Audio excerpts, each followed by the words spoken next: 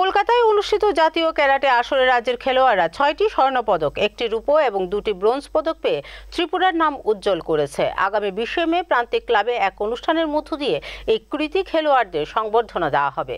মঙ্গলবার এক সাক্ষাৎকারে একথা জানান ত্রিপুরা ক্যারাটে অ্যাসোসিয়েশনের সম্পাদক কৃষ্ণ সূত্রধর। গত 28 এপ্রিল রাজ্যভিত্তিক প্রতিযোগিতার মাধ্যমে ত্রিপুরা ক্যারাটে অ্যাসোসিয়েশন 6 জন প্রতিযোগীকে কলকাতায় জাতীয় আসরের জন্য প্রেরণ করা হয়েছিল। জাতীয় স্তরের এই আসরে 6টি স্বর্ণপদক, 1টি রূপো এবং 2টি ব্রোঞ্জ পদক পেয়েছে রাজ্যের ক্যারাটে খেলোয়াড়রা। সম্প্রতি 8 মে তারা রাজ্যে ফিরে আসেন এই কৃতী খেলোয়াড়রা। তবে তাদের এই সাফল্যের জন্য আগামী 20 মে প্রান্তিক ক্লাবে এক অনুষ্ঠানের মধ্য দিয়ে সেই বিজয়ী খেলোয়াড়দের সংবর্ধনা প্রদান করা হবে, যেখানে উপস্থিত থাকবেন সংগঠনের সভাপতি সহ অন্যান্যরা। মঙ্গলবার এক সাক্ষাৎকার একথা জানান ত্রিপুরা স্পোর্টস ক্যারাটে অ্যাসোসিয়েশনের সেক্রেটারি কৃষ্ণ সূত্রধর। রাজ্যভিত্তিক টুর্নামেন্ট করেছি, সেখান থেকে সিলেকশন করে আমরা 6 জন প্লেয়ার কলকাতার দাসনগর অ্যালুমিনি ইন্ডোর স্টেডিয়ামে খেলা হয়েছিল।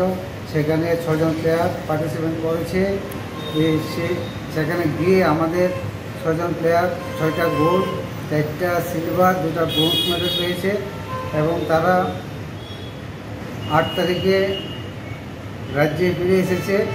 আমরা তাদেরকে আগামী এই মাসের 20 তারিখ সংবর্ধনা দেব। কোথায় হবে সংবর্ধনা? সংবর্ধনাটা আমাদের প্রান্তিক ক্লাবে হবে। নেক্সট একটা আমাদের প্রতিবেশী ক্লাব আছে, সেখানে মতো হবে।